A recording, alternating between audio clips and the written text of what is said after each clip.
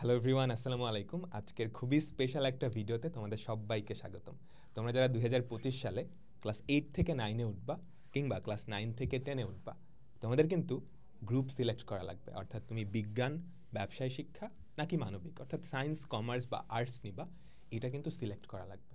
এখন তোমরা কিন্তু অনেকটা বাচ্চা মানুষের মতো, অনেকেই কনফিউজড যে আমার কোনটা নেওয়া উচিত বা কোনটা নেওয়া আমার জন্য ভালো হবে, কেমন স্টুডেন্টদের কোন গ্রুপটা নেওয়া উচিত। তো এটা নিয়েই আজকে আমাদের পুরো ভিডিওটা থাকবে। তো কোন গ্রুপটা নিলে তোমার ক্যারিয়ার অপশনগুলো কি কি হতে পারে, বা আমি একটু ফাঁকিবাজি স্টুডেন্ট বা আমি একটু পড়াশোনা করতে পারি, অনেক পড়াশোনা করি, আমার কোনটা নেওয়া উচিত, সব কিছুই আমরা ডিটেলসে এক্সপ্লেন করব। অ্যান্ড কোন গ্রুপ নিলে তোমাকে কোন কোন সাবজেক্টগুলো পড়া লাগবে সব কিছুই আমরা এক্সপ্লেন করব। তো আমরা তিনজন আজকে এই ভিডিওটাতে থাকবো। আমি হচ্ছে তোমাদের রাকিব ভাইয়া, আমি বিজ্ঞান বিভাগ অর্থাৎ সায়েন্স থেকে ছিলাম। আমি সায়েন্স থেকে পড়াশোনা করে পরবর্তীতে বুয়েটে কম্পিউটার সায়েন্স অ্যান্ড ইঞ্জিনিয়ারিং, এখন বর্তমানে একজন ইঞ্জিনিয়ার। আমার সাথে আরও দুইজন থাকবে। আসসালামু আলাইকুম সবাইকে। আমি হচ্ছে ওমর ফারুক। আমি হচ্ছে গিয়ে কমার্সে ছিলাম। আমি আমার কমার্স থেকে পড়াশোনা শেষ করে বর্তমানে ঢাকা বিশ্ববিদ্যালয় থেকে বিবিএ পড়তেছি, ইনস্টিটিউট অফ বিজনেস অ্যাডমিনিস্ট্রেশন থেকে, দ্যাট ইজ আইবিএ। সো আমি এখনও কারেন্ট স্টুডেন্ট আইবিএতে। হ্যালো এভরিওয়ান, আসসালামু আলাইকুম সবাইকে।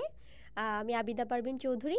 আমি আর্টস থেকে পড়াশোনা করেছি, বর্তমানে ঢাকা বিশ্ববিদ্যালয়ে সঙ্গীত বিভাগে অধ্যয়নরত আছি। আমিও একজন কারেন্ট স্টুডেন্ট। তো এখন আমি সায়েন্স যে বিভাগটা, এটা তোমাদের কাদের নেওয়া উচিত, কেমন স্টুডেন্টদের সায়েন্স নেওয়া উচিত, কিংবা এখান থেকে পড়াশোনা করে পরবর্তীতে তোমার কী কী সুবিধা, কী কী অ্যাডভান্টেজ, কী কী অসুবিধা আছে, এগুলো এক্সপ্লেন করব। তো তোমরা যারা সায়েন্স গ্রুপ বা বিজ্ঞান বিভাগ নিবা, এই বিজ্ঞান বিভাগের কী কী সুবিধা অসুবিধা এবং কাদের বিজ্ঞান বিভাগটা নেওয়া উচিত, আমি এটা নিয়ে ওভারঅল একটা ডিসকাশন করব। এর পরবর্তীতে কমার্স এবং আর্টস এটা নিয়েও একটা আলোচনা হবে। তারপর সবার লাস্টে তোমাদের কী কী সাবজেক্ট পড়তে হবে, সায়েন্স নিলে কী কী সাবজেক্ট পড়তে হবে, কমার্স নিলে কী কী সাবজেক্ট পড়তে হবে, আমরা এগুলোও তোমাদের বিস্তারিতভাবে ধরে তুলব। কারণ তোমরা তো কনফিউজড, আর এই ছোট্ট বয়সে না এটা নিয়ে আসলে ডিটেলস ধারণাটাও পাওয়া যায় না। তো আমরা তোমাদের গাইড করতেই এই সেশনটা নিচ্ছি। তো প্রথমত দেখো, বিজ্ঞান বিভাগ। বিজ্ঞান বিভাগের সবচেয়ে বড় যেই সুবিধাটা, সেটা হচ্ছে বাংলাদেশের বেশিরভাগ শিক্ষার্থী বিজ্ঞান বিভাগটা নেয়। তুমি যদি চিন্তা করো, অলমোস্ট 80% স্টুডেন্ট এই বিজ্ঞান বিভাগটা নিচ্ছে। তো এই বিজ্ঞান বিভাগ নিলে যেই সাবজেক্টগুলো আছে এগুলো রিসোর্স, মানে তুমি যে পড়াশোনা করবা, কি দেখে পড়াশোনা করবা, বই, টিচারের লেকচার, এগুলো কিন্তু অনলাইনে খুবই অ্যাভেলেবল। অনলাইনে না, শুধু অনলাইনে না, অফলাইনেও খুবই অ্যাভেলেবল। তো তুমি যদি নিজে থেকে পড়তে চাও তাহলে কিন্তু বিজ্ঞান বিভাগ তোমার খুবই ভালো একটা চয়েস হতে পারে। বিজ্ঞান বিভাগ, তুমি যদি ক্যারিয়ার অপশন বা তুমি ভবিষ্যতে যেই ক্যারিয়ারটা নিতে চাও সেটার কথা চিন্তা করো, তাহলে বিজ্ঞান বিভাগেই তোমার ক্যারিয়ার অপশনগুলো সবচেয়ে বেশি ওপেন থাকবে। তুমি বিজ্ঞান বিভাগ নিয়ে ডাক্তার, ইঞ্জিনিয়ার, ব্যাংকার থেকে শুরু করে তুমি যদি আর্মিতে যাইতে চাও, ডিফেন্সে যাইতে চাও, সেখান থেকে শুরু করে সব কিছু, কিংবা নিজে উদ্যোক্তা হবা, সব কিছুই এই বিজ্ঞান বিভাগ থেকে হতে পারবা। ঠিক আছে। দ্বিতীয়ত, তুমি যদি বাংলাদেশের ইউনিভার্সিটিগুলো, বাংলাদেশের বিশ্ববিদ্যালয়গুলোর সিটের কথা চিন্তা করো, সেখানে বিজ্ঞান বিভাগের সিট হচ্ছে সবচাইতে বেশি। অন্যান্য বিভাগ থেকে বিজ্ঞান বিভাগের সিটটা সবচাইতে বেশি। এটা একটা সুবিধা আবার অসুবিধাও। সিট সবচেয়ে বেশি, সেমভাবে আমাদের স্টুডেন্টও কিন্তু সবচেয়ে বেশি। তো কম্পিটিশনটাও কিন্তু বিজ্ঞান বিভাগে অনেক বেশি হয়। আর বিজ্ঞানে যেই সাবজেক্টগুলো তোমাকে পড়া লাগবে ওগুলা একটু তুলনামূলক কঠিন বলা যায়। কঠিন আসলে একটা মানে রিলেটিভ ওয়ার্ড। ব্যাপারটা এরকম যে ওগুলো বুঝে বুঝে পড়তে হয়। তুমি যদি বুঝে বুঝে পড়ো তাহলে ওই ব্যাপারগুলো তোমার কাছে খুবই সহজ লাগবে। অতটা মুখস্থের কিছু নাই। তোমরা সমাজ পড়ে আসছো না, তাই তো? আবার গণিত তো পড়ে আসছো। সমাজে কি অনেক কিছু মুখস্থ করা লাগে না? আর গণিতে কি করা লাগে? তুমি জাস্ট নিয়মটা বুঝে তাইলেই হয়, মুখস্থ করার জিনিস কম। তো তুমি যদি বুঝে বুঝে বিজ্ঞান পড়তে পারো, বিজ্ঞানের যেই সাবজেক্টগুলো আমরা পরবর্তীতে দেখব, তাহলে দেখবো তোমার এফোর্টটা কম লাগতেছে। অত মুখস্থ বিদ্যা নাই আসলে বিজ্ঞানে। এটা অনেক বড় একটা সুবিধা যাদের এই বুঝে বুঝে পড়াটা ভাল লাগে। তো কারো যদি ক্লাস 8-এ বা ছোটো ক্লাসে গণিত ভাল লাগে, কিংবা তোমাদেরও একটা বিজ্ঞান ছিল, সাধারণ বিজ্ঞান যেটা, ওই সাবজেক্টগুলো ভাল লাগে, তাহলে আমার সাজেশন হচ্ছে তোমার বিজ্ঞান নেওয়া উচিত। আর যদি এরকম হয় যে তুমি বুঝতেছই না তুমি কোনটা নিবা, সায়েন্স নিবা না আর্টস নিবা নাকি কমার্স নিবা, সেক্ষেত্রে আমার সাজেশন হচ্ছে সায়েন্সটা নাও। কারণ তোমার পরবর্তীতে অনেকগুলো ক্যারিয়ার অপশন বা অনেকগুলো অপরচুনিটি খোলা থাকে। পরবর্তীতে তুমি চাইলে সায়েন্স থেকে কিন্তু বাকি দুইটা কমার্স বা আর্টসেও যাইতে পারবা, সেটা আমি একটু পরেই দেখাবো। আচ্ছা, ঠিক আছে। এখন আসি অসুবিধা কি। সুবিধার মধ্যে আরেকটা আছে, দেখবা তোমরা ছোটবেলায় এইম ইন লাইফে কি লিখতা, বড় হয়ে কি হবা, ম্যাক্সিমাম ডাক্তার হবা লিখতা, তাই না? কিংবা তোমাদের বাবা মাও দেখবা ম্যাক্সিমাম সময় চায় ডাক্তার ইঞ্জিনিয়ার হইতে। এই ডাক্তার ইঞ্জিনিয়ার কিন্তু শুধুমাত্র তুমি বিজ্ঞান বিভাগ থেকেই হতে পারবা। কমার্স বা আর্টসে পড়লে কিন্তু ডাক্তার ইঞ্জিনিয়ার হওয়ার যে অপরচুনিটিটা সেটা তুমি হারায় ফেলবা। অন্যান্য অনেক ক্যারিয়ার অপরচুনিটি থাকবে, অনেক কিছু হতে পারবা, কিন্তু এই দুইটা হওয়ার অপরচুনিটিটা আর থাকবে না। তো কারো যদি এরকম হয় ছোটোবেলা থেকেই অনেক ইচ্ছা যে আমি ডাক্তার হবই হব, আমি ইঞ্জিনিয়ার হবই হব, সেক্ষেত্রে তোমাকে আসলে বিজ্ঞান বিভাগটা নিতে হবে। আদারওয়াইজ কিন্তু তুমি এই দুইটা প্রফেশনের জন্য পড়াশোনা করতে পারবা না। ঠিক আছে?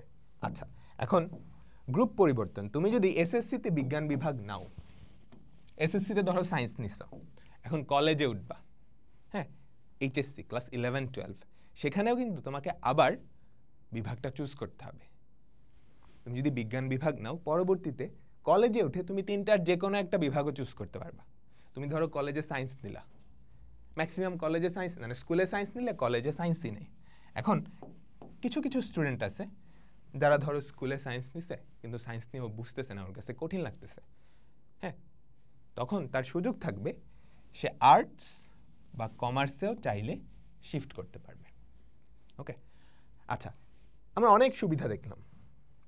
বড় সুবিধা যেটা হচ্ছে তোমার অনেকগুলো অপশান থাকতেছে, অনেকগুলো অপশান। তুমি এটা না হলে এটা হইতে পারবা, এটা না হলে এটা হতে পারবা। হ্যাঁ, এই অপশানগুলো থাকার কারণেই হয়তো আমাদের দেশের বেশিরভাগ শিক্ষার্থীরাই এই সায়েন্সটা নেয়। আচ্ছা, এবার চলো অসুবিধাটা। প্রথম অসুবিধাটা কি? যেটা প্রথম সুবিধা ছিল সেটাই প্রথম অসুবিধা। বাংলাদেশের সবচেয়ে বেশি শিক্ষার্থী সায়েন্স নেয়। তো সবচেয়ে বেশি শিক্ষার্থী সায়েন্স নেওয়ার মানে কি?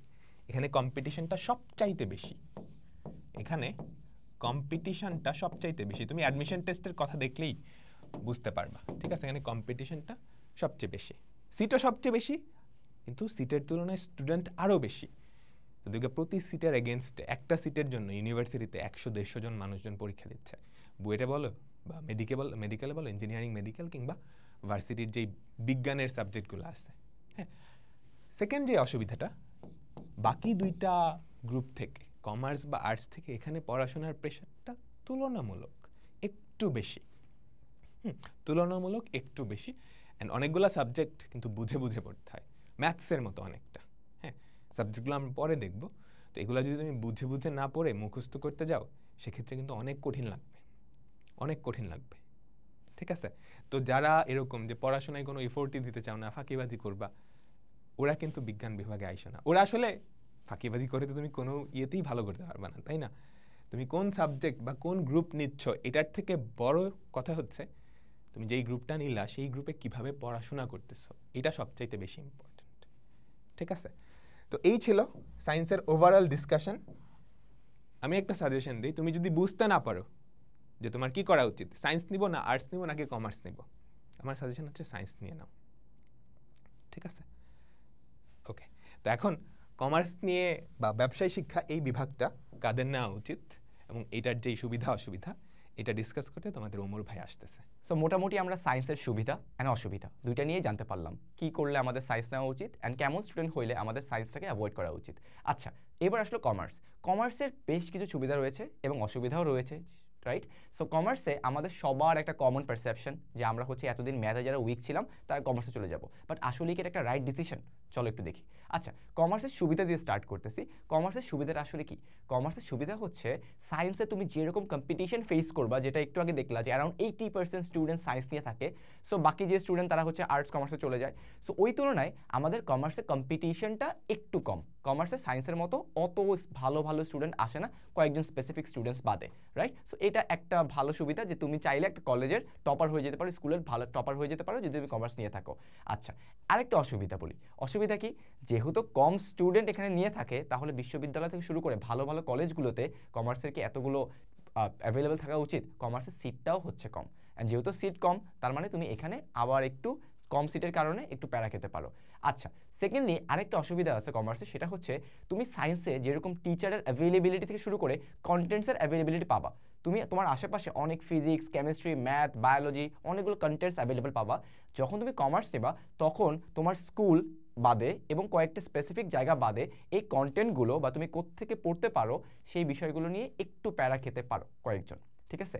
এছাড়া মোটামুটি যারা হচ্ছে গিয়ে পড়াশোনা একটু অ্যাভয়েড করতে চাও, যারা হচ্ছে একটু আমার মতো ফাঁকিবাজ, তারা হচ্ছে গিয়ে চাইলে কমার্স নিতে পারো। অ্যান্ড কমার্সের প্রেশারটা সায়েন্সের তুলনায় মোটামুটি বেশ ভালোই কম আমি বলবো। ঠিক আছে, আচ্ছা, তো সুবিধা অসুবিধা ডিসকাশন হয়ে গেল। নেক্সট আসে আমাদের গ্রুপ পরিবর্তন।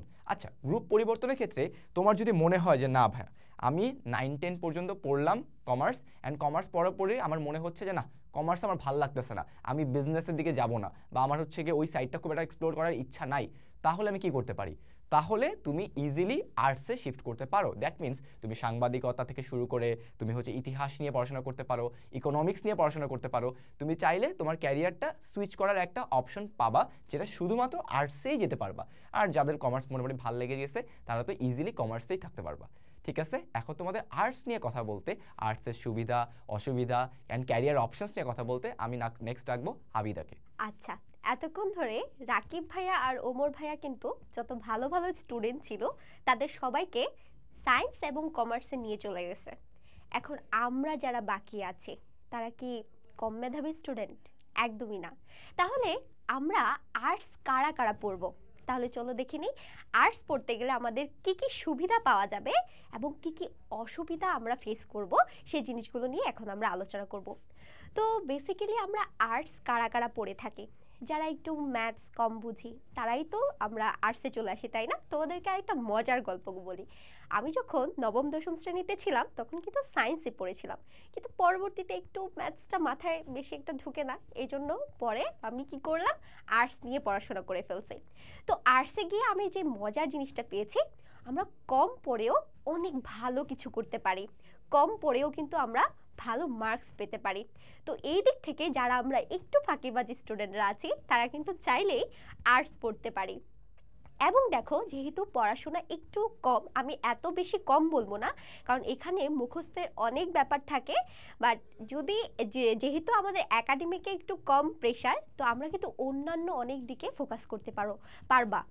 যেমন ধরো, আমরা যখন কেউ যদি পছন্দ করি বিতর্ক করা, অথবা কেউ গান নাচ, এই জিনিসগুলোকে আমরা যদি কন্টিনিউ করতে চাই, তাহলে কিন্তু আমরা চাইলে আর্টস নিয়ে পড়তে পারি। ঠিক আছে, তো একটু চলে যাব অসুবিধার দিকে। হিউজ অসুবিধা আছে, তারপরে একটু কমিয়ে বলবো। সেটা হচ্ছে, এই যে আর্টস নিয়ে যদি তুমি পড়ো তাহলে ডাক্তার ইঞ্জিনিয়ার হতে পারবা না। আমাদের অধিকাংশ বাবাদের কিন্তু একটা স্বপ্ন থাকে যে ছেলে মেয়ে বড় হয়ে ডাক্তার হবে, ইঞ্জিনিয়ার হবে। তো এটা আসলে আর্টস পড়ে কখনো পসিবল না। ঠিক আছে, কিন্তু তুমি চাইলে এখান থেকে কিন্তু সাংবাদিক হতে পারবা, এখান থেকে তুমি ইংরেজি সাহিত্য নিয়ে পড়াশোনা করতে পারবা, বাংলা সাহিত্য নিয়ে পড়াশোনা করতে পারবা, এই সাবজেক্টগুলো কিন্তু চুজ করতে পারবা। আরেকটা কথা হচ্ছে, আর্টসের স্টুডেন্টদের যখন তোমরা বিশ্ববিদ্যালয়ে পরীক্ষা দিতে যাবে তখন কিন্তু সিট সংখ্যা অনেক কম। ঠিক আছে, তো সেক্ষেত্রে তোমাদের এটা একটা অসুবিধা বলা যায়, তোমাদের একটু বেশি কম্পিটিশন থাকবে, বেশি পড়তে হবে, যেহেতু সিটটা একটু কম। ঠিক আছে, তো এই তো ব্যাপার। এবং আরেকটা জিনিস হচ্ছে, আর্টস থেকে কিন্তু তোমরা অন্য কোনো জায়গায় মুভ করতে পারবে না। যেমন ধরো, তোমরা সায়েন্স থেকে অন্যান্য জায়গায় যেতে পারো, আর্টসে যেতে পারো, কমার্সে যেতে পারো, কমার্স থেকে আবার আর্টসে আসতে পারো, কিন্তু আর্টস থেকে আসলে অন্য কোনো জায়গায় যাওয়াটা কিন্তু সম্ভব না। তো এখন আমরা প্রত্যেকটা গ্রুপে কি কি সাবজেক্ট আছে সব কিছু নিয়ে বিস্তারিত আলোচনা করব। তাহলে চলো দেখে নেওয়া যাক। তো আমরা এখন যারা সায়েন্স, আর্টস বা কমার্স নিচ্ছি, কোন গ্রুপে কি কি সাবজেক্টগুলো পড়া লাগবে সেগুলো আমরা দেখব। হ্যাঁ, তো সাবজেক্টগুলো সম্পর্কে তোমাদের মোটামুটি একটা আইডিয়া আছে, আরও কিছু নতুন নতুন সাবজেক্ট আসবে, আমি ওগুলো একটু দেখাই। তো প্রথমত আমরা এসএসসি নিয়ে আলোচনা করব, ক্লাস 9-10, পরবর্তীতে কলেজ নিয়েও আমরা তোমাদের দেখা দিব কি কি পড়া লাগবে। তো প্রথমত আসি এসএসসির কমন সাবজেক্ট। তার মানে তুমি সায়েন্স নাও, আর্টস নাও বা কমার্স নাও, তুমি যেই গ্রুপটাই নাও না কেন, তোমাকে এই সাবজেক্টগুলো পড়া লাগবে। এখানে তো অনেকগুলো সাবজেক্ট, এতগুলো পড়া লাগবে না, এতগুলো পড়া লাগবে না। তো তোমাকে প্রথমত বাংলা পড়তে হবে, বাংলা প্রথম, বাংলা দ্বিতীয়, এই দুইটা ম্যান্ডেটরি। তো এই দুইটাই কি আছে আশা করি সবাই জানো। বাংলা প্রথমে কি গদ্য পদ্য আছে, আর এখানে হচ্ছে ব্যাকরণ। তারপর ইংরেজি প্রথম, ইংরেজি দ্বিতীয়, তাই তো? দ্বিতীয় পত্রটা আসলে গ্রামারের। তারপর গণিত, গণিত পড়তে হবে। হ্যাঁ, এসএসসিতে গণিত আছে, তুমি যেই গ্রুপেই নাও না কেন, এটাকে বলে সাধারণ গণিত, অত কঠিন না, মোটামুটি সহজই আছে। তো এই গণিতটা আসলে লাগবে তুমি যেই গ্রুপটাই নাও না কেন। তারপর হচ্ছে তথ্য যোগাযোগ প্রযুক্তি, এটাও সবারই আছে, এই সাবজেক্টও তোমরা পড়ে আসছো। বাংলাদেশ ও বিশ্ব পরিচয়, আমাদের ইতিহাস, সামাজিক বিজ্ঞান, ওই টাইপের টপিকগুলো এখানে পড়ানো হবে। তো এগুলো কিন্তু ম্যান্ডেটরি। তারপর ধর্ম, তুমি যেই ধর্মের হও ওই ধর্মের সাবজেক্টটা চুজ করা লাগবে। তারপর এখানে অপশনাল কয়েকটা সাবজেক্ট আছে, এখান থেকে কয়েকটা চুজ করা লাগে। হ্যাঁ, শারীরিক শিক্ষা, কারুকলা, কৃষি শিক্ষা, গার্হস্থ্য অর্থনীতি, সবগুলা চুজ করা লাগে না, একটার পরিবর্তে আরেকটা। এগুলো তোমরা ডিটেলসে যখন এসএসসিতে চুজ করবা তখন বুঝতে পারবা। হ্যাঁ, তো এগুলা কিন্তু সবারই পড়া লাগে, সবারই পড়া লাগবে। এবং দেখতেছো এই সাবজেক্টগুলাই কিন্তু বেশি, এসএসসিতে কমন সাবজেক্টের পরিমাণ অনেক বেশি। এবার আসি যারা সায়েন্স নিবা, তাদের এই সাবজেক্টগুলো আলাদাভাবে পড়া লাগবে। এটা শুধুমাত্র সায়েন্সে। তোমাদের ক্লাস 8-এ বিজ্ঞান নামের একটা বিষয় ছিল না, সায়েন্স। ওই সায়েন্সটাকেই আমরা ভেঙে 3টা সাবজেক্ট পড়ব। একটা হচ্ছে পদার্থ বিজ্ঞান, তোমাদের 8-এ কিছু চ্যাপ্টার কিন্তু পদার্থ বিজ্ঞানের ছিল। আরেকটা হচ্ছে রসায়ন, আরেকটা হচ্ছে জীববিজ্ঞান। তো পদার্থ বিজ্ঞান এটা কি? তোমাদের যে গতির সূত্র কিংবা মহাকর্ষ অভিকর্ষ, এই টপিকগুলো পড়ছো না, আপেল কিভাবে মাটিতে পড়ে, এই সূত্র টুত্রগুলো নিয়ে এই জিনিসটা। হ্যাঁ, এখানে থিওরিও আছে, আবার প্রত্যেকটা থিওরি রিলেটেড ম্যাথসও আছে। তুমি একটা কনসেপ্ট পড়লা, তারপর ওই কনসেপ্টের কিছু ম্যাথস পরীক্ষায় আসে।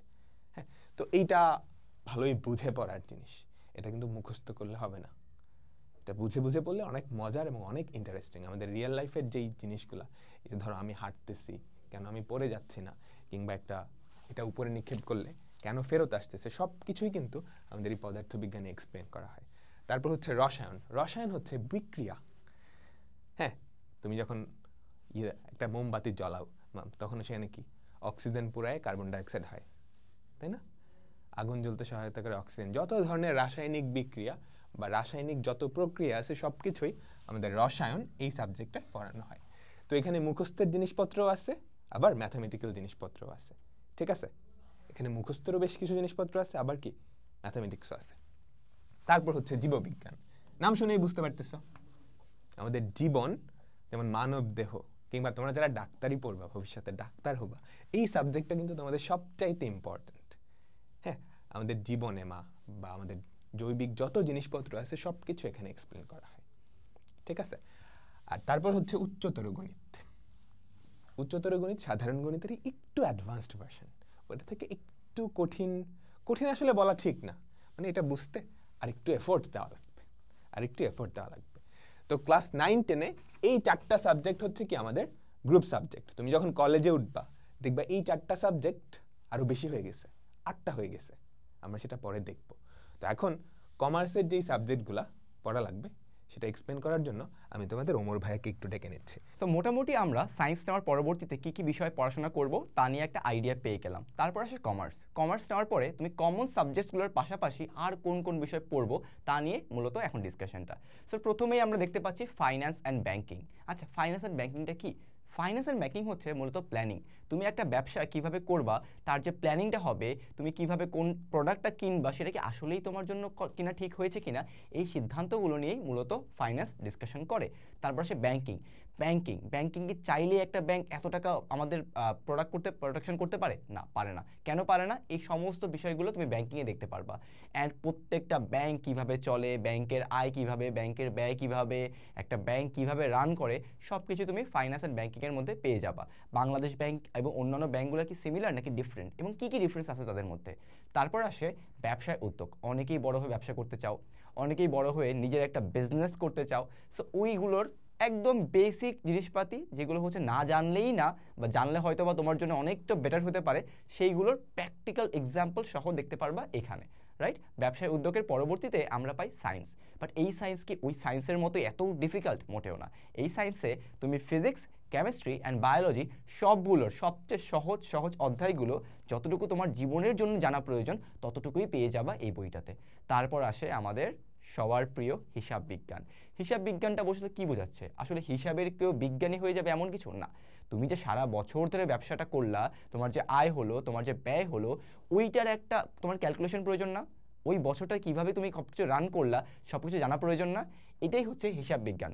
এখানে অত কমপ্লেক্স বা কঠিন ম্যাথ আসে না। এখানে খুবই সহজ একটা ম্যাথ, একটা ব্যবসার জন্য সম্পর্কিত যা ম্যাথ প্রয়োজন সেগুলোই আমরা দেখতে পারি আমাদের হিসাব বিজ্ঞানে। আলটিমেটলি প্রত্যেকটাই হচ্ছে বড় হয়ে তোমাদের ক্যারিয়ার অপরচুনিটি নিয়ে আসে। তুমি চাইলে ফাইন্যান্স অ্যান্ড ব্যাংকিং নিয়ে পরবর্তীতে অনেক জায়গায় পড়াশোনা করতে পারো, তুমি হিসাব বিজ্ঞান নিয়ে পড়াশোনা করতে পারো, তুমি চাইলে বিবিএ করতে পারো, রাইট? সবগুলোরই একদম বেসিক জিনিসপাতি এখানে পেয়ে যাই আমরা, ঠিক আছে? সো পরবর্তীতে তোমাদের হচ্ছে গিয়ে আর্টসের কোন কোন সাবজেক্ট পড়া উচিত সেইগুলো নিয়ে ডিসকাশন করবে তোমাদের আবিদা আপু। এখন আমরা যারা আর্টস নিব অর্থাৎ মানবিক বিভাগে যাব, আমরা কি কি সাবজেক্ট পড়ব এবং সেই সাবজেক্টগুলোর মধ্যে কি কি থাকবে সেই বিষয়গুলো আমরা একটু দেখে নিব। চলো, প্রথমত আমি কথা বলবো অর্থনীতি নিয়ে। তো আমরা অনেকেই এই অর্থনীতি সাবজেক্টটা হুট করে যখন দেখি তখন একটু ভয় লাগে যে এটার মধ্যে কিছু ম্যাথমেটিক্যাল টার্ম থাকে, যে আবিদাব্বু একটু আগে বলে গেল যারা ম্যাথস একটু কম পারে তাদের জন্য আর্টস, কিন্তু এখানে আবার কেন ম্যাথস থাকবে? তো দেখো, এটা দেখে আসলে ভয় পাওয়ার কোনো কারণ নাই, কারণ আমিও প্রথম যখন দেখেছিলাম আমার কাছে একটু ভয় লেগেছিল, কিন্তু পরবর্তীতে এটার মধ্যে যে এত ইন্টারেস্টিং জিনিস আছে সেটা তোমরা যখন পড়বা তখনই বুঝতে পারবা। হয়তো দেখা যায় কিছু চিত্র থাকে, ঠিক আছে, অর্থনীতির, বাংলাদেশের অর্থনীতি কিভাবে আপ ডাউন হচ্ছে, এই অনেকগুলো টার্ম থাকবে, এগুলো একটা চিত্র থাকে, সেখান থেকে তুমি জাস্ট তোমার নিজের মতো করে ব্যাখ্যা করবা, এগুলো থাকে। তো এবং অর্থনীতি থেকে কিন্তু মার্কস পাওয়াটা অনেকটা ইজি, যেমনটা হচ্ছে সায়েন্সের, যেমন ফিজিক্স, কেমিস্ট্রি, তারপর হচ্ছে তোমার জীববিজ্ঞানের মতো কাইন্ড অফ। তো এই অর্থনীতি সাবজেক্টটা কিন্তু আমাদের জন্য অনেক বেশি ইম্পর্টেন্ট। কেন? কারণ আমরা যখন ইন্টারে উঠবো তো তখন আমাদের অনেকগুলো সাবজেক্ট থাকবে, সেগুলো আমি তোমাদেরকে দেখাবো। তো তখন আমরা অনেকেই অর্থনীতিটা পড়তে পারি না। কেন পারি না? কারণ আমরা যেহেতু এসএসসিতে ভালো করে পড়ে আসি না, যার কারণে এইচএসসি লেভেলে গেলে আমাদের কিন্তু অনেক ভয় কাজ করে যে আমরা অর্থনীতি নিয়ে সামনে আগাবো কিনা। সেক্ষেত্রে তোমাদের একটা বড় জিনিস জানার একটা সুযোগ হয়েছে, সেটা আমি তোমাদেরকে বলে দিচ্ছি। তোমরা যখন বিশ্ববিদ্যালয়ে পরীক্ষা দিবা, যারা যারা এইচএসসিতে অর্থনীতি নিয়ে পড়াশোনা করবা, তারা কিন্তু ইংরেজি যে সাবজেক্টটা আছে সেটা পাওয়ার পসিবিলিটিটা অনেক বেশি থাকে। যখন তুমি চুজ করবা এই সাবজেক্টটা, তখন তোমার পাওয়ার পসিবিলিটিটা একটু বেড়ে যায়। তো তাই জন্য আমরা কিন্তু এসএসসি লেভেল থেকে যদি অর্থনীতি ভালো করে পড়ে যাই, তাহলে আমাদের আর কোনো টেনশন থাকতেছে না। তারপর আমরা চলে যাই বাংলাদেশের ইতিহাস ও বিশ্ব সভ্যতা। এখানে শুরুতেই আমরা হচ্ছে পুরো বাংলাদেশের ইতিহাস জানবো এবং আমাদের মুক্তিযুদ্ধ, তারপর আমাদের ভাষা আন্দোলন, গণ আন্দোলন, এই সব ব্যাপার হচ্ছে একদম সিকোয়েন্স ওয়াইজ সুন্দর করে সাজানো থাকে, এই জিনিসগুলো আমরা জানবো। এবং বিভিন্ন সভ্যতা, যে মৌর্য, তারপরে হচ্ছে তোমার গুপ্ত, এই যে বংশগুলো কিভাবে আসছে, তারা কিভাবে বিস্তার করছে, এই ব্যাপারগুলো নিয়ে একদম সংক্ষিপ্তভাবে ছোট্ট করে আলোচনা করা আছে, যেটার বিস্তারিত আলোচনা আমরা এইচএসসি লেভেলে গিয়ে পড়াশোনা করি। পরিণতি ও নাগরিকতা, এখানে হচ্ছে আমাদের দেশের যে তোমার সরকার ব্যবস্থা, আরও হাবিজাবি অনেক জিনিস, পরিবেশ নিয়ে আলোচনা করা হয়ে থাকে, সব কিছু কিন্তু থাকবে তোমার পরিণতি ও নাগরিকতাতে। ভূগোল ও পরিবেশের মধ্যে হচ্ছে আমাদের বায়ুমণ্ডল, পরিবেশ দূষণ, এই সব জিনিস নিয়ে আলোচনা করে থাকবে। এবং ভূগোল আর পরিণতি, এই দুইটা জিনিস কিন্তু তুলনামূলক অনেকটা ইজি আছে। তারপরে আমরা সর্বশেষ যেটা দেখবো সেটা হচ্ছে বিজ্ঞান। তো এই বিজ্ঞানও কিন্তু আমাদের জন্য একদমই সহজ, কারণ আমরা 6, 7, 8 পর্যন্ত যে বিজ্ঞানের বিষয়গুলো পড়ে এসেছি, এই সব বিষয়গুলোই কিন্তু আমাদের এখানে কি করা থাকবে, সবগুলোকে একসাথে করে দেওয়া থাকবে। তো সেই জিনিসগুলো পড়তেও আমাদের কাছে খানিকটা ইজি লাগে। তবে এই ক্ষেত্রে তোমাদেরকে আমি একটা জিনিস বলে দিব, তোমরা যারা মনে করো যে আসলে মানবিকে পড়াশোনা কম, তোমরা আসলে মানবিক বিভাগ যখন নিবা তখনই বুঝতে পারবা যে এখানে আসলে পড়াশোনাটা অন্যান্য যে গ্রুপগুলো আছে তার থেকে অনেকটা বেশি। এবং তোমাদেরকে কিন্তু প্রচুর লিখতে হবে। যারা প্রচুর লিখতে পারো, যাদের এই মেন্টালিটিটা আছে, তারাই মূলত কিন্তু আর্টস থেকে ভালো কিছু করতে পারে। তাহলে চলো এখন এইচএসসি লেভেলে আমরা কোন কোন সাবজেক্টগুলো চুজ করব এবং কিভাবে পড়বো সেই বিষয়গুলো নিয়ে আমরা আরো বিস্তারিত জেনে নিব। তাহলে আমরা চলে যাচ্ছি আমাদের রাকিব ভাইয়ের কাছে। তো তুমি যদি সায়েন্স, কমার্স বা আর্টস নাও, এসএসসিতে তথা 9, 10-এ তোমাকে কি কি সাবজেক্টগুলো পড়া লাগবে এবং ওগুলোতে কি কি পড়ানো হয় সেগুলো আশা করি সবাই বুঝছো। এখন তুমি একটু নিজে চিন্তা করো যে তুমি ভবিষ্যতে কি হতে চাও, এটার উপর বেস করে ডিসিশনটা নিও। হ্যাঁ, আর যদি এরকম হয় তোমার কাছের কোনো বড় ভাইয়া বা আপু যে এগুলো পড়ছে কিংবা ইউনিভার্সিটিতে আসছে, কিংবা বাবা মায়ের সিদ্ধান্ত কিংবা বাবা মায়ের যে উপদেশগুলো ওগুলোও নাও। হ্যাঁ, ওগুলো নিয়ে তারপর ডিসাইড করো, ঠিক আছে? আর যদি এরকম হয় বুঝতেই পারতেছো না কি করা লাগবে আর তুমি একটু পড়াশোনায় এফোর্ট দিতে পারো, সেক্ষেত্রে আমার সাজেশন হচ্ছে সায়েন্স নিয়ে যাও, সায়েন্স নিয়ে নাও। আর যদি এরকম হয় তুমি পড়াশোনার পাশাপাশি অনেক কিছু করতে চাচ্ছ, যাতে পড়াশোনায় এফোর্টটা কম দেওয়া লাগে, কোনো মতে জাস্ট পার করে দিতে চাচ্ছ, বাট পড়াশোনার পাশাপাশি ধরো তুমি কোনো একটা ব্যবসা করবা বা উদ্যোগ নিবা বা এক্সট্রা কারিকুলার অনেক কিছু করবা, যাতে পড়াশোনায় টাইমটা খুব কম দেওয়া লাগে, সেক্ষেত্রে তুমি হয়তো কমার্স বা আর্টসটা নিতে পারো। তো আমরা এখন দেখি যে কলেজে অর্থাৎ এইচএসসিতে তোমার কোন কোন সাবজেক্ট পড়া লাগবে তুমি যদি সায়েন্স কমার্স বা আর্টস নাও। প্রথমত আমাদের কমন সাবজেক্ট, খেয়াল করছো কমন সাবজেক্ট কিন্তু কমে গেছে। তুমি যত উপরে উঠবা তোমার ওই গ্রুপ ভিত্তিক সাবজেক্টগুলো কিন্তু তত বেশি আসতে থাকবে। ফর এক্সাম্পল তুমি যদি দেখো এসএসসিতে সায়েন্স কমার্স আর্টস সবারই কমন সাবজেক্ট কতগুলো ছিল, তাই না? গ্রুপ ভিত্তিক সাবজেক্ট অল্প ছিল। এখন তুমি যখন আরেকটু বড় হইছো তুমি খেয়াল করবা কমন সাবজেক্ট কমে গেছে। বাংলা প্রথম দ্বিতীয়, ইংরেজি আর হচ্ছে তথ্য ও যোগাযোগ প্রযুক্তি, সমাজ টমাজ ধর্ম ওগুলা কিন্তু নাই, কমে গেছে। তো সাবজেক্ট কি আসলেই কমে গেছে? এগুলা কমছে, কমন সাবজেক্ট কমছে, কিন্তু গ্রুপ ভিত্তিক যেই সাবজেক্টগুলো সেগুলো কিন্তু বেড়ে গেছে। আমাদের এসএসসিতে 4টা সাবজেক্ট ছিল না, পদার্থবিজ্ঞান, জীববিজ্ঞান, রসায়ন, উচ্চতর গণিত, সবগুলা ডাবল হয়ে গেছে, 2 পেপার হয়ে গেছে। দেখছো পদার্থবিজ্ঞান 2টা, জীববিজ্ঞান 2টা, এগুলো কিন্তু ডাবল হয়ে গেছে। তুমি যখন আরো বড় হবা, ধরো ইউনিভার্সিটিতে উঠছো, হ্যাঁ ইউনিভার্সিটিতে উঠে এক একজন তো এক এক সাবজেক্ট চুজ করে। তুমি ইঞ্জিনিয়ারিং কিংবা মেডিকেলে গেলা, কিংবা ধরো সায়েন্সের কোনো একটা সাবজেক্ট, ফিজিক্স, কেমিস্ট্রি, কিংবা ধরো জেনেটিক ইঞ্জিনিয়ারিং, তুমি যেই সাবজেক্টই নাও না কেন তুমি দেখবা ওই সাবজেক্টের টপিকগুলো বেশি আসতেছে, তখন তোমাকে বাংলা ইংরেজি এগুলোও পড়া লাগবে না। তুমি যত বড় হবা তুমি যেই গ্রুপটা নিচ্ছ ওই গ্রুপের বা ওই ফিল্ডের, হ্যাঁ তুমি যেই সাবজেক্টটা চুজ করবা সেই ফিল্ডের সাবজেক্টগুলো টপিকগুলো আস্তে আস্তে বাড়তে থাকবে। তো দেখলা সায়েন্সে এগুলো পড়া লাগবে, এগুলো নিয়ে তো একটা আইডিয়া হলোই, আস্তে আস্তে আরও আইডিয়া হবে। হ্যাঁ, তো এরপর কমার্সে কি কি সাবজেক্ট পড়া লাগবে সেটার জন্য আমি ওমরকে ডেকে নিচ্ছি। সো আমরা মোটামুটি এইচএসসি নিয়ে এখন কথা বলবো। এইচএসসিতে যারা কমার্স নিবা, সে হতে পারে তুমি হচ্ছে গিয়ে সায়েন্স থেকে শিফট করতেছো অথবা তুমি কমার্স থেকেই ছিলা, তোমরা কী কী পড়বা। এইচএসসিতে তুমি হচ্ছে এসএসসি যা যা পড়েছিলা তারই একটু ব্রেকডাউন করা হবে। তার মানে তুমি ব্যবসায় সংগঠনে যা পড়েছিলা সেই একই জিনিস তোমাকে আবার পড়ানো হবে, কিন্তু আরও একটু ডিটেল প্রোভাইড করা হবে আর কি। ডিটেলসে পড়াশোনা করা হবে, যেখানে তুমি দেখতে পাচ্ছ প্রথম পত্র এবং দ্বিতীয় পত্র 2টা পেপারে তুমি পড়তেছো। আমাদের হিসাব বিজ্ঞানেও মোটামুটি আমরা দেখেছিলাম যে প্রথমবার একটা বইতে শেষ, বাট এবার তোমাকে আরও অনেক ধরনের অ্যাডভান্স পড়াশোনা করানো হবে, যেখানে তুমি প্রথম পত্র এবং দ্বিতীয় পত্র হিসেবে পাচ্ছ।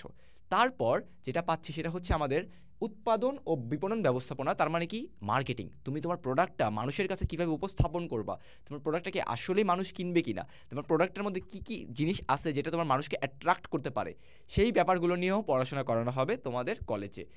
এছাড়া তোমার কাছে অপশনও থাকবে, তুমি সেটা না পড়তে চাও তোমার কাছে আবার ফাইন্যান্স চলে আসবে। ফাইন্যান্স কি? একটু আগেই বলেছিলাম, যদি ব্যাংকিং নিয়ে পড়াশোনা করতে চাও, সিদ্ধান্ত নেওয়া নিয়ে যে আসলে এই সিদ্ধান্তটাকে আমার নেওয়া উচিত কি না, তখন তুমি ফাইন্যান্স নিয়ে পড়াশোনা করতে পারো। এখানে আরও একটা বিষয় আসতে পারে যেটা অনেক কলেজে আসে, সেটা হচ্ছে স্ট্যাটিস্টিক্স, পরিসংখ্যান। যাদের মোটামুটি ম্যাথ ভালো লাগে, কিছু কিছু কলেজ তোমাকে স্ট্যাটিস্টিক্সও অফার করে, সেখানে তুমি পরিসংখ্যান নিয়ে পড়াশোনা করতে পারো। কিভাবে তোমার একটা ডিটেলসে ব্রেকডাউন করা যায়, কিভাবে অ্যানালাইসিস করা যায়, এবং একটা সিদ্ধান্তটা কি আসলেই নেওয়া উচিত কি না, মোটামুটি সব কিছুর একটা আইডিয়া পাওয়া যায় স্ট্যাটিস্টিক্সে। ঠিক আছে, এখন তোমাদেরকে আমি পাস করতেছি আবিদ আপুকে, যে হচ্ছে তোমাদের আর্টস নিয়ে কথা বলবে, যে এইচএসসিতে কোন কোন আর্টসের টপিক পড়াশোনা করা উচিত। ওকে, তাহলে চলো আমরা এখন দেখে নিব যে আর্টসে আমরা কি যখন এইচএসসি লেভেলে যাব তখন কি কি সাবজেক্ট পাচ্ছি। প্রথম দেখাতে একটু ভয় লাগতে পারে, একদমই ভয় পাওয়া যাবে না যে এতগুলো সাবজেক্ট সবগুলো পড়তে হবে, না একদমই না। এখানে সবচেয়ে বড় একটা সুযোগ তোমাদের জন্য দেওয়া হয়েছে, সেটা দেখো, তোমরা যখন এসএসসি লেভেলে ছিলা তোমাদের কিন্তু বাধ্যতামূলক 4টা সাবজেক্ট পড়া লাগতো, মানে পরিণীতিও তোমাদের পড়তে হবে, ভূগোলও পড়তে হবে, তোমার অর্থনীতিও পড়তে হবে, বিজ্ঞানও পড়তে হবে। তো এরকম জিনিসটা কিন্তু এখানে নাই। দেখো এখানে অনেকগুলো সাবজেক্ট দেওয়া আছে, তুমি তোমার পছন্দ মতো জিনিসগুলোকে চুজ করবা। তোমাদের যাদের তোমরা দেখেছিলা যে অর্থনীতি পড়ে ভালো মার্কস পেতা, তারা কিন্তু অর্থনীতিটা নিয়ে নিবে, এবং এইটা নিলে তোমরা অ্যাডমিশন লেভেলে গিয়ে কী ধরনের সুবিধা পেতে পারো সেই জিনিসগুলো কিন্তু আমি তোমাদেরকে আগেই বলে দিয়েছি, তাহলে এখন আর রিপিট করব না। তারপর দেখো এখানে এই যে তুমি এসএসসিতে পরিণতি পড়ে আসছিলা না, দেখছো সেম সাবজেক্ট কিন্তু এখানেও আছে। তো তোমরা যারা এসএসসিতে পড়ে আসছো তারা যখন এইচএসসি লেভেলে যাবা, এই সাবজেক্টটা কিন্তু তোমাদের জন্য একদম পানি ভাতের মতো সোজা মনে হবে। তারপরে দেখো ইতিহাস, সেমভাবে ইতিহাসের মধ্যেও তোমরা ওই নবম দশম শ্রেণীতে যা পড়ছিলে জিনিসগুলো পাবা। এরকম অনেকগুলো দেখো, মনোবিজ্ঞান আছে, কৃষি শিক্ষা আছে, তারপর ইসলামের ইতিহাস, যেটা ইসলাম শিক্ষা পড়ে আসবা, এখানে এই জিনিসগুলো পাবা। তো তো মৃত্তিকা বিজ্ঞান, তারপর হচ্ছে যুক্তিবিদ্যা, আরও অনেকগুলো সাবজেক্ট আছে। তো তোমরা হচ্ছে তোমাদের পছন্দ মতো যেটা যেটা তোমাদের ভালো লাগে এবং যেটা পড়ে মনে করবা যে এখান থেকে আমি ভালো মার্কস পেতে পারবো, তাহলে সেগুলো চুজ করে নিবা নিজেদের পছন্দ মতো। ঠিক আছে, বুঝে নিয়েছো তো? তাহলে কি কি পড়তে হবে তোমাদেরকে? তো এখন আমরা চলে যাবো আমাদের রাকিব ভাইয়ার কাছে, যে তিনি ওভারঅল বলবেন আমাদেরকে কার কি সাবজেক্ট আসলে নেওয়া উচিত এবং কি গ্রুপ আমাদের নেওয়া উচিত। তাহলে রাকিব ভাইয়ের কাছে আমি পাস করে দিচ্ছি। তো তোমাদের কিন্তু সব কিছুই একদম ডিটেলসে এক্সপ্লেন করা হয়েছে, এখনও অনেকে কনফিউজ থাকতে পারো। ওভারঅল যেটা সেটা হচ্ছে, তোমার যদি পড়াশোনায় অনেক এফোর্ট দিতে ইচ্ছা করে, কিংবা এরকম ফিক্সড টার্গেট থাকে আমাকে ডাক্তার বা ইঞ্জিনিয়ার হতেই হবে, কিংবা সায়েন্সের এই সাবজেক্টটাই পড়াই লাগবে, সেক্ষেত্রে অবশ্যই তুমি সায়েন্সটা নিবা। ঠিক আছে? আর যদি এরকম হয় যে পড়াশোনায় একটু কম এফোর্ট দিতে চাচ্ছ, তুমি পড়াশোনার বাইরে অন্য কিছু করতে চাও, ধরো আর্টিস্ট হতে চাও, কিংবা সেলিব্রিটি হতে চাও, ইউটিউবার হতে চাও, বা এরকম কিছু একটা, বা খেলোয়াড় হতে চাও, পড়াশোনায় কম এফোর্ট, তাহলে তুমি হয়তো আর্টস বা কমার্স এগুলো চুজ করতে পারো। তুলনামূলকভাবে পড়াশোনায় এফোর্ট ওগুলো কম দেওয়া লাগে। হ্যাঁ, এখন সায়েন্স চুজ করলেই যে তুমি খুব ভালো হয়ে গেছো, বা ওগুলা চুজ করলেই যে খুব খারাপ হয়ে গেছো, ব্যাপারটা কিন্তু এরকম না। হ্যাঁ, ব্যাপারটা হচ্ছে তুমি ওটা চুজ করার পর কিভাবে পড়াশোনাটা করতেছো। সায়েন্স থেকেও খুব ভালো করা যায়, আর্টস থেকেও খুব ভালো করা যায়, কমার্স থেকেও খুব ভালো করা যায়। এটা ডিপেন্ড করে তুমি গ্রুপটা চুজ করার পর নিজে কি করতেছো। তুমি যদি সায়েন্স চুজ করে নিজেকে খুব কুল ভেবে পড়াশোনা ছেড়ে দাও, তাহলে কিন্তু আরও খারাপ জিনিস হবে। তো সব জায়গা থেকেই টপ করা যায়। তো এটাই ছিল আমাদের আজকের ডিসকাশন। আর আরেকটা সাজেশন হচ্ছে, তোমার যদি কোনো বড় ভাইয়া বা আপু থাকে, কিংবা সিনিয়র যারা ধরো ইউনিভার্সিটিতে পড়াশোনা করতেছে বা এই স্টেজগুলো কাভার করে আসছে, ওদের সাথে একটু ডিসকাস করে, একটু আলোচনা করে তারপর সাবজেক্টটা চুজ করো বা গ্রুপটা চুজ করো। ওরা তোমাকে আরও ভালো গাইড করতে পারবে আর কি, তোমার সিচুয়েশন বুঝে। কারণ ওরা তো তোমার পড়াশোনা সম্পর্কে অবগত। হ্যাঁ, আমরা তো না। ওরা তোমাদের পড়াশোনা সম্পর্কে অবগত, এবং তুমি যে বড় হইছ, তোমার যেই পড়াশোনার স্টেজগুলো ওরা কিন্তু সবগুলাই দেখে আসছে। সো ওরা আরও বেটার সাজেস্ট করতে পারবে। ঠিক আছে? তো এই ছিল আমাদের আজকের ভিডিও। সবার জন্য অনেক অনেক শুভকামনা রইল। আল্লাহ হাফেজ। আল্লাহ হাফেজ সবাইকে।